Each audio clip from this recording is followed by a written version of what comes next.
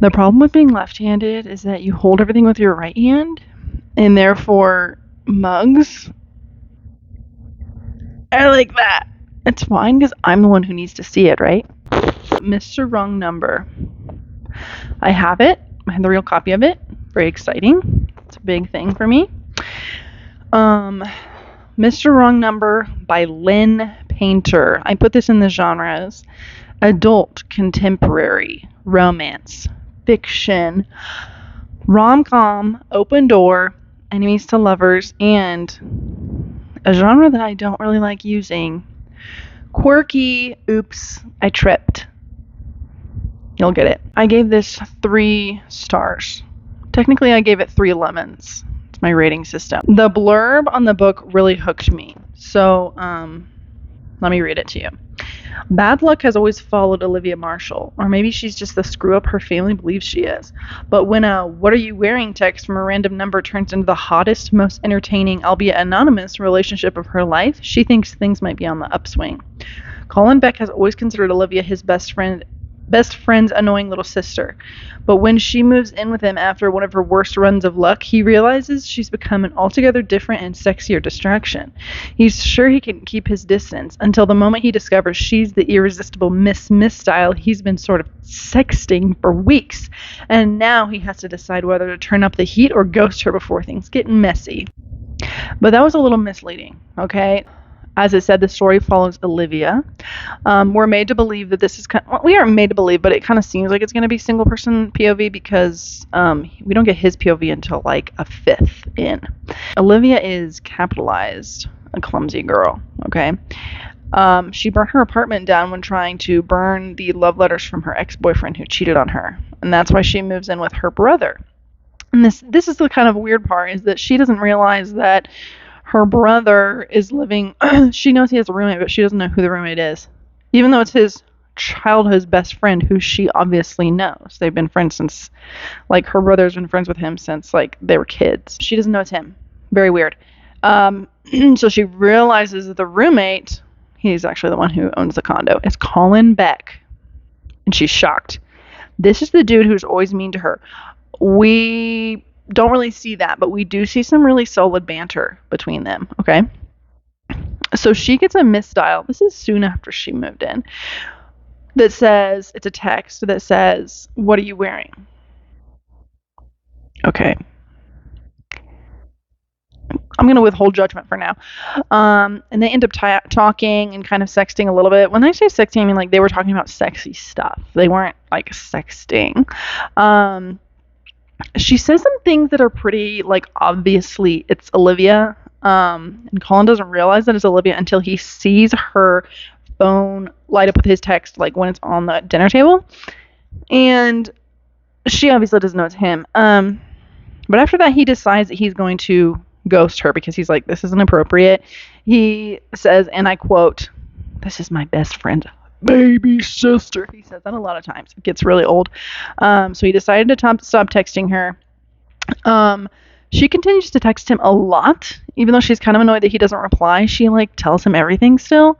And I think he texts her back, like, maybe once. But anyway, he kind of gets feelings for her, and she gets feelings for him, and then they kiss. And then her brother walks in. He doesn't see them, but they're like, oh no, now we gotta stop. So, because it's like, he must not know. He's overprotective. He can't know.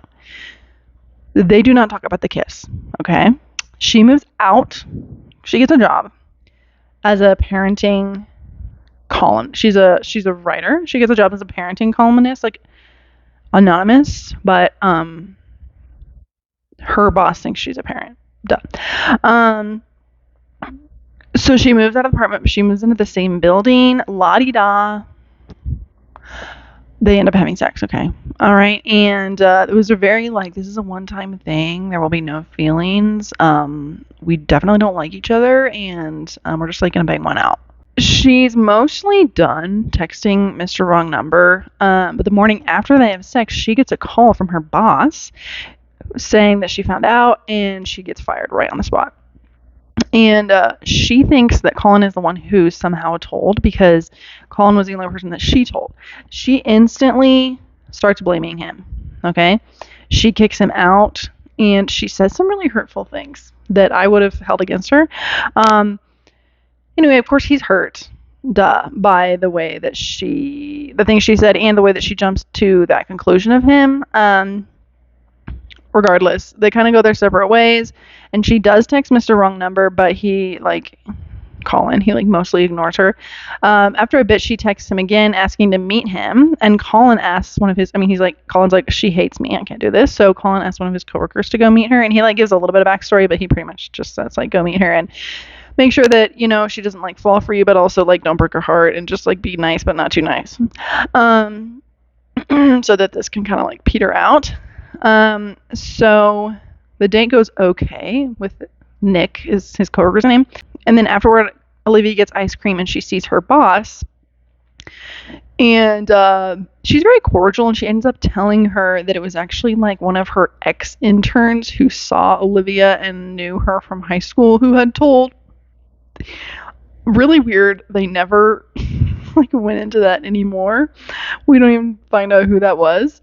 So she texts Colin apologizing. She apologizes a ton of times. She goes to see him, and when he doesn't reply to her texts, and he answers the door, and then she's just reply to my text, and the brother hears that part, and they run to the phone, and the brother sees the texts, which reference the fact that they slept together. Okay, and they kind of fight. Oh wait, this is important. Here's what I wrote down. Jack, her brother. Notice how I've just now said his name. Jack, her brother, he gets to the phone before Colin, and they kind of fight, but mostly Jack is okay with it. Enter Jack, an integral character who has had about 3 lines and scenes so far. He is now a character. We're at about 65% of the way through the book. Colin goes to Olivia, tells her that the brother's okay with it, and he forgives her. Colin forgives her, and then they are kind of in a relationship. But the way that Colin phrases it really rubs me the wrong way. It's super weird. He's like, let's just let this play out until we get bored. But there's never any man, I've been I have trauma from past relationships or blah, blah, blah. It's none of that. It's the one thing that was stopping them, which was Jack, is gone. And he still says that, as if he's not crazy about her and she's not crazy about him. It was gross. I mean, to be honest, I kept expecting that to be kind of a joke or some he was just saying that because he didn't want to freak her out. Because I don't know what kind of respectable guy says that to a respectable girl. I mean, it just is not something I would want to hear from a dude. I mean, yeah, let's have sex till we get bored. Are you guys not in love with each other? Everything has shown that you guys are in love with each other so far. Anyway, so they go out on a date as a real couple, and they make love. And Olivia feels really guilty that she's kind of texted Mr. Wrong Number and kind of sexted him, and she just feels really guilty about it. So she texts Mr. Wrong Number and is like, hey, it's over. I just want to let you know I'm dating somebody now, and I don't feel comfortable texting you anymore. And she sees Colin's phone light up because he's right next to her sleeping. She sees his phone light up. She sees the text on there. She's literally shocked. She blows up on him. Okay, and I think that they had been going out for a little while. I made it sound like it was one date. No, they've been together. They've been going out for a while, maybe a couple months. Thinking this whole book that when he finally tells her, it's going to be this big reveal, and she's going to be like, wow, isn't it great that the guy that I love and the guy that I kind of are the same dude, right? No, she leaves him. He pretty much wallows in despair. She decides to hear him out and meets at a coffee shop. She sees Nick, who's the coworker who she thought was Mr. Wrong Number, and Nick is like, I wanted to ask you out, but Colin didn't let me. And she says, the douchey, you must not have really wanted to ask me out that badly if he stopped you. And he's like, well, I didn't want to tread on his toes. I mean, we're literally friends.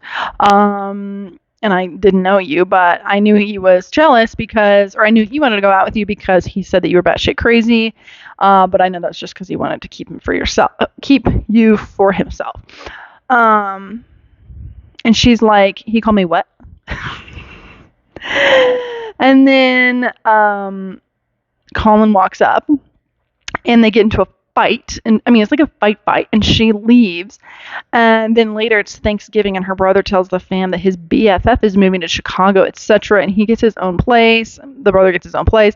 And Olivia, the B word, is like, why didn't he tell me?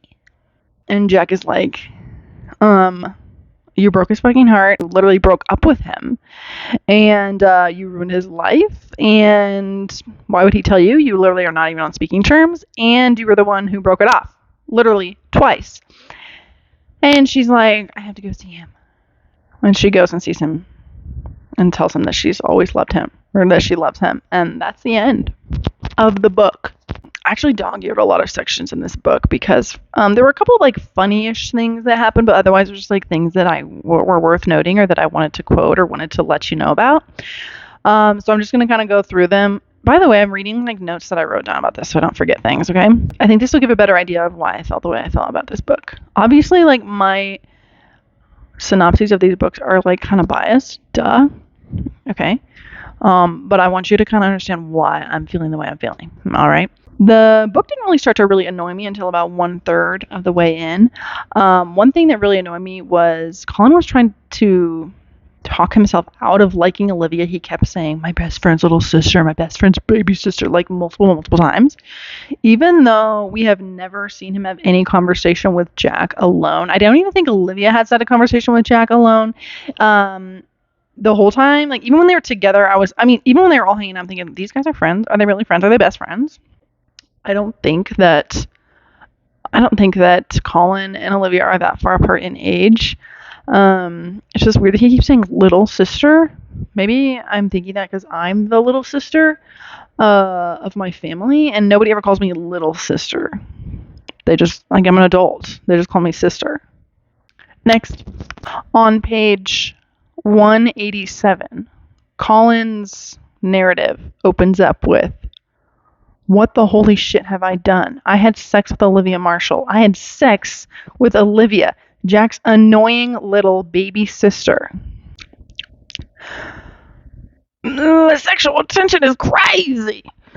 Okay, so after they like have their fight, she tells Mr. Wrong Number that she had sex with this guy, and then it was his best sex for life, blah, blah, blah, and then that he told about the job. And Mr. Wrong Number asks, how do you know he's the one who told? And she says, no one else knew. And he says, you sure? And she says, absolutely. And he's totally the dickhead type to ruin me for fun.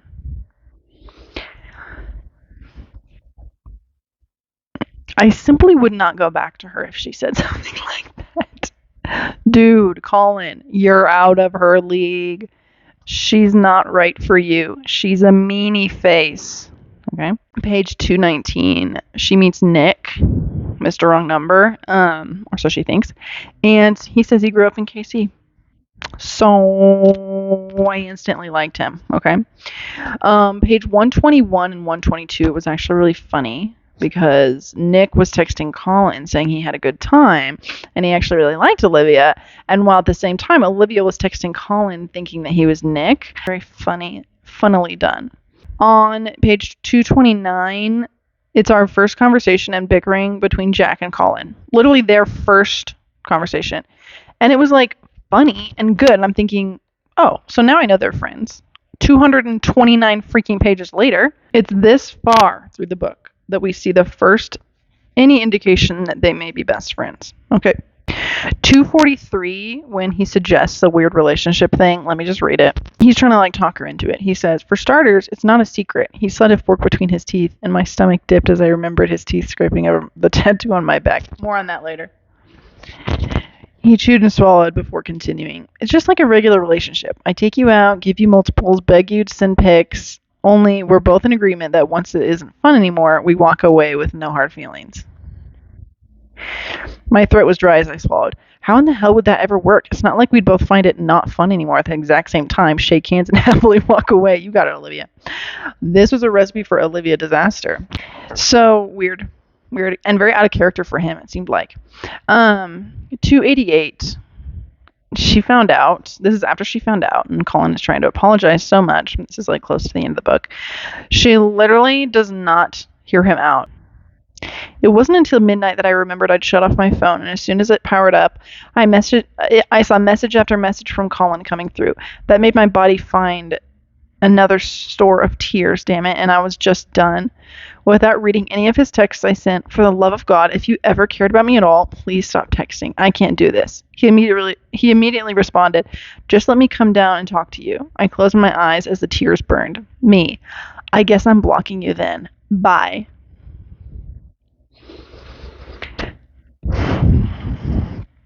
Okay, so it's just like, what did he do wrong? Like, literally, what did he do wrong? Okay, so if she's mad about him pretending to be Nick, then she should realize that that was for her own protection, given that at that moment she like literally hated Colin's guts, and he was just trying to like not break her heart.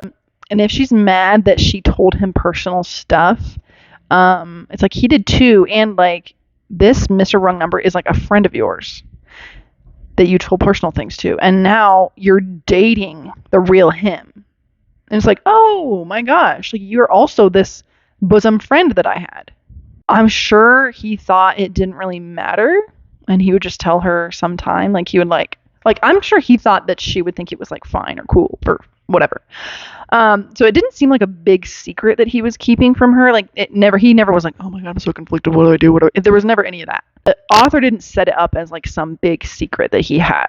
So I'm literally thinking, it seems like this author's trying to make this like not too much like You've Got Mail, and she literally quotes You've Got Mail on the next page, and the quote doesn't make any sense. I was beyond angry and disgusted with him, but worse than that, I was devastated to lose him. It probably meant I was weak, but all the little inside jokes and easy banter we'd share had blossomed into something huge and full, and now they were gone. It was like that line in You've Got Mail. All this nothing has meant more to me than so many somethings. So are you telling me that your stupid little friendship with Mr. Wrong Number means more to you than your real relationship with your boyfriend? Okay, wait. So I need to do a little bit of backstory. She has this back tattoo. It's like going down her spine. He asks what it is, and she says it's a quote from Pride and Prejudice. And he can never like get a read. Like he can never read it. And he asked her a couple times what it says. And she's like, This is all before they were ever together. Well, then, of course, once they're together, obviously he's read it, okay? But they never tell us what it is, okay? They never let us know what the F her back tattoo was. And all I can think, I mean, quote from Pride and Prejudice, what is it? Like, I should text Lynn Painter. I need to email her. Lynn, Mrs. Painter, please, what did her back tattoo say? Mr. Wickham.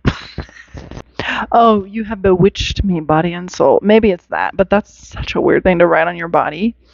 We are all fools in love. Anyway, so one time they're having a fight, and this is after. Okay, so they have a fight. She breaks up with him. Then she tries to hear him out at the coffee shop, and then they have a fight again. This is during that fight. And she pretty much calls him a pretentious bitch. If I didn't find out about the Mr. Wrong Number thing, you would have outgrown me by the second time I spilled something in your Audi or wore the wrong shoes to the club. That's like a fallacy. She goes, if I didn't figure out about the wrong number thing, you would have outgrown me by the second time I spilled something in your Audi. What does that have to do with Mr. Wrong Number? Does she mean like if I hadn't have broken up with you, then you would have outgrown me? What does Mr. Wrong Number have to do with that? And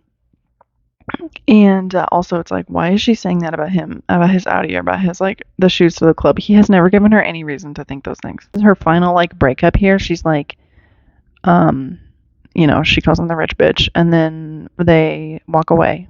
Next chapter, Thanksgiving Day. And this is it, 315. There's 325 pages in this book, okay? So anyway, you morons be quiet, please. I leaned forward to better hear the TV. We were watching a DVD my dad had burned of Thanksgiving episodes of a bunch of shows, and Friends was currently on. I tuned all of them out for most of the episode until I heard Will say Colin's name. I kept my eyes on the TV as Jack said, yeah, he's taking a promotion in Chicago. He's selling the condo, Will said. Yeah, it's the best unit in the building, so it'll sell like in a day. When? They both looked at me. Holy shit, had I said that out loud? Hello? I waved my hands for them to hurry and answer. When is he moving, Jack? Not that it's any of your business anymore, but I think he's starting next week and staying in a hotel until he finds a house. I blinked and felt a little lightheaded. I can't believe he didn't tell me. Jack squinted. You hate him. Why would he tell you? I don't hate him. I stared at the TV without actually watching. He was leaving? He was leaving and wasn't even going to tell me like we were strangers? I felt like I couldn't breathe. So then Jack says, he never told me anything, but I've known him forever and I've never seen him like this. Not even when he proposed to Daniela and she said no. Who's Daniela? Never heard about her, never knew that he proposed to anybody. I rolled my eyes and forced myself not to picture his face. He told his sister that he can't stand to live in the same city, much less the same building as you, knowing he can't be with you anymore. He said it's killing him. So as you can all see, that was the last quote that I have. As you can all see, I liked Colin. I liked Jack. I liked Colin, but Olivia, I couldn't really get behind her, okay?